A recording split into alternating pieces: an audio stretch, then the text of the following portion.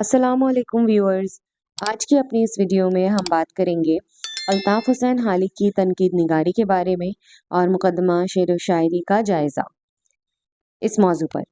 तो इससे पहले कि मैं हाली की जो तनकीद निगारी है उस पर बात करना शुरू करूं, तो मैं आपको अल्ताफ़ हुसैन हाली के बारे में कुछ बताती चलूं कि उनका जो नाम था वो अल्ताफ़ हुसैन था और उनका जो तखल्लुस था वो पहले तो खस्ता था, लेकिन बाद में उन्होंने हाली रख लिया था।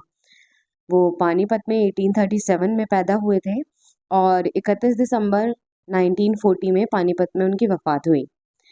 अगर हम शायरी में उनके उस्ताद की बात करें तो वो गालिब थे, मिर्ज़ा गालिब। और इनकी बात मुतालिक जो है एक बात ये भी जानने वाली है कि हाली को उर्दू का बर्नार्ड शाह कहा जाता है। और 1904 में जो है हिंदुस्तान के वायसराय नॉर्थ ब्रूक ने कर्नल हालराइट की सिफारिश पर हाली को शम्सुल उलेमा के खिताब से भी नवाजा था। हाली जो है वो नेचुरल शायरी के अलंबरदार रहे हैं, मतलब उसकी ही पैरवी करते हैं। और 1901 में हाली ने उर्दू में हयात जावेद के नाम से सर सैयद की सवाने तसनीफ लिखी थी। अगर हाली के मुतालिक बात करें तो हाली ने जो है वो तनकीद में सबसे ज़्यादा अहम काम किया है, तो उसके बारे में ही आज हम जानेंगे। तो चलिए अपनी वीडियो को शुरू करते हैं कि ख्वाजा अल्ताफ़ हुसैन हाली का जो शुमार है वो उर्दू के अहम तरीन अदीबों में होता है। उर्दू तनकीद के बाब में ख्वाजा अल्ताफ़ हुसैन हाली को इंतहाई अहमियत हासिल है।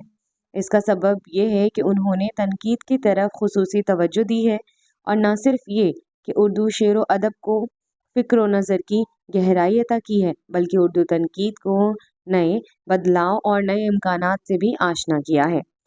उनकी जो तनकीद है नज़रियात शेर व शायरी, इस सिलसिले में उनकी मुस्तकिल किताब है जो उनके नाकिदाना हैसियत को कायम रखती है। ज़ैल में हम इसी किताब से मुतालिक तफसीली गुफ्तगू करेंगे। तो हमारे जो बेशतर मुहक्किकीन हैं उन्होंने लिखा है कि हाली उर्दू तनकीद के बुनियादी यानी कि बुनियाद गुज़ीर हैं, उन्होंने इसकी बुनियाद रखी है। और उसका जो आगाज़ है उनके मुकदमा के साथ होता है, उनका जो मुकदमा उन्होंने लिखा था उसके साथ होता है, जो कि पहली बार शेर व शायरी की माहियत पर बहस की गई। मतलब जिसमें कि जो है वो पहली बार इसकी माहियत पर बहस की गई थी और अदब और शायरी से मुतालिक बहुत से सवालात पेश किए गए और उनके जवाबात भी दिए गए। हाली की इस बहस ने शेर व अदब के मकासद की वजाहत में आसानी पैदा करी और तनकीदी नज़रियात और तसव्वुरात को वाज़ेह और ज़ाहिर किया। उर्दू तनकीद में ये सब कुछ इतने मुनज़्ज़म ढंग से पहली बार हुआ। मुनज़्ज़म यानी कि नज़्म की तरह तरतीबबंद तरीके से पहली बार हुआ। और ऐसा नहीं है कि मुकदमे से पहले मतलब हाली का जो मुकदमा था उससे पहले उर्दू में तनकीदी शऊर नहीं था, बल्कि हाली से बेशतर बेशतर गाज जो है वो सादत तासी के खुतबात और सर सैयद अहमद ख़ां के तहज़ीबुल अखलाक में शाये होने वाले जदीद तनकीदी ख़यालात और उससे क़ब्ल आब हयात में मौजूद तनकीद के इब्तदाई नक़ूश मौजूद थे, मगर उनमें तरकीब व तंज़ीम की कमी थी। हाली ने उन ख़यालात से न सिर्फ इस्तिफ़ादा किया है, बल्कि तनकीद का उसूल मुरतब किया और फिर उन तनकीदी उसूलों को उर्दू शेर व अदब से मुतालिक करने की मतलब यानी कि जोड़ने की कोशिश की है। उन्होंने जो तनकीद का रवैया है यानी कि ज़ाविया जो नज़र था वो बदल दिया, और मौलवी अब्दुल हक के बकौल जो तनकीद सिर्फ उन बातों से मामला रखती थी कि मुहावरा दुरुस्त है, ज़बान की तो कोई गलती नहीं, बंदिश कैसी है, काफिया ठीक बैठा है या नहीं, ताक़ीद तो नहीं, उसे जदीद रुझानात से हमाहंग हाली ने ही किया। हाली का मुकदमा बुनियादी तौर पर दो हिस्सों में मबनी है। पहले हिस्से में शेर व अदब से मुतालिक नज़रिए मुबाहिस को जगह दी है, जबकि दूसरे हिस्से अमली तनकीद पर मुश्तमिल है। उन्होंने जिन नज़रिए मसाइल पर बतौर ख़ास तवज्जो दी है उसमें शेर की तासीर, शायरी के अशराइत और शेर की माहियत, शेर की खूबियाँ, शेर की अज़मत, नेचुरल शायरी, शायरी और इखलाक का रिश्ता, शायरी के मज़ामीन, गज़ल की ज़बान, क़ारामद आशार مطلب کارآمد شاعری اصناف، شاعری اور سماج کا رشتہ اور شاعری اور اخلاق کا باہمی تعلق وغیرہ شامل ہے۔ عملی تنقید کے باب میں حالی نے عرب اور ایران اور یورپ اور ہندوستان کے کئی شاعروں مطلب جو شعراء کی تخلیقات پر تبصرے کیے ہیں۔ انہوں نے اپنی کتاب میں مختلف اصناف شاعری کے بارے میں اپنے خیالات اظہار کیا ہے، مطلب اپنے خیالات کا اظہار کیا ہے۔ مقدمہ شعر و شاعری کا مطالعہ کرتے ہوئے حالی کے بنیادی تنقیدی تصورات و نظریات سے آگاہی ہوتی ہے۔ حالی کے مطابق ادب کا کوئی نہ کوئی مقصد ضرور ہوتا ہے جو اجتماعی زندگی کی ترجمانی کی صورت میں نمایاں ہوتا ہے۔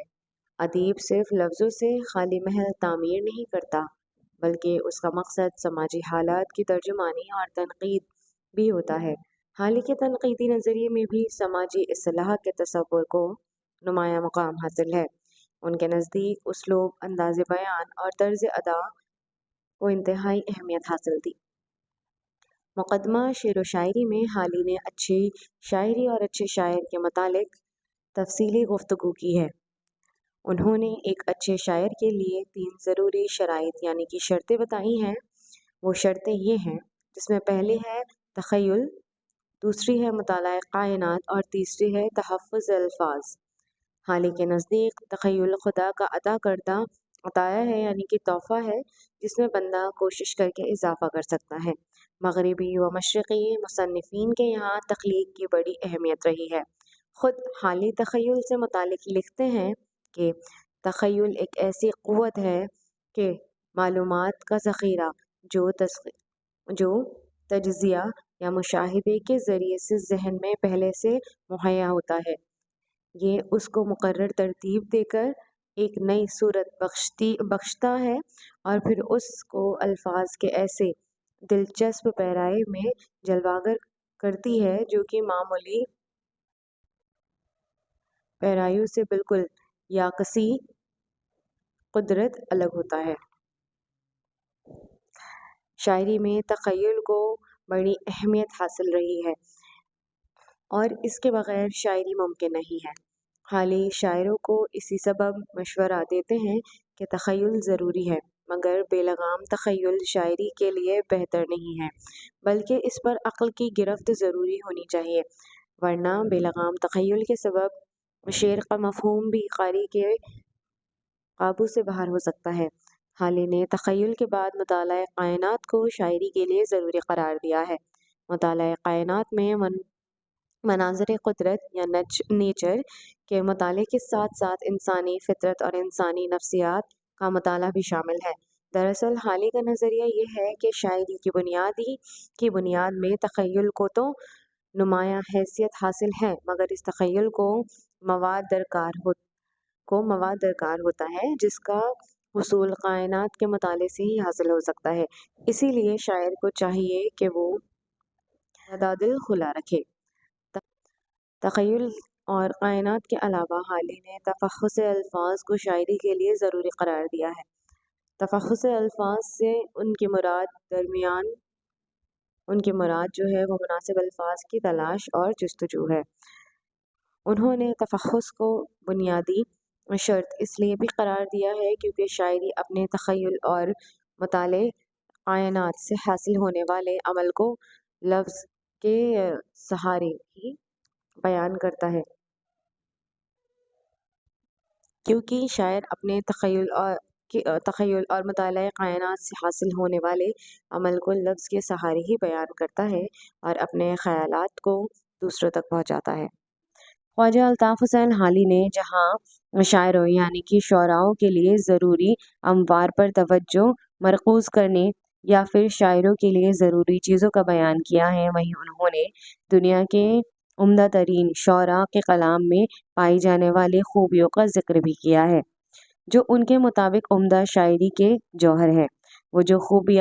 وہ جو بیان کرتے ہیں وہ سادگی، اصلیت اور خوش حالی کے مطابق ان خصوصیات کے بغیر شاعر کمال کے درجے کو نہیں پہنچتا ہے۔ حالی نے مقدمہ شعر و شاعری میں متعدد دیگر موضوعات کو بھی موضوع بحث بنایا ہے۔ مثلاً انہوں نے نیچرل شاعری پر بحث کی ہے اور لفظ و معنی سے متعلق کئی اہم امور کی جانب توجہ ڈالی ہے۔ شاعری میں لفظ اور معنی میں اہم ترین پہلے کون سا ہے، لفظ یا معنی؟ اس سلسلے میں حالی لفظ و معنی دونوں کی یکساں اہمیت کے قائل ہیں، تاہم ان کا فطری جو جھکاؤ ہے معنی کی طرف زیادہ ہے۔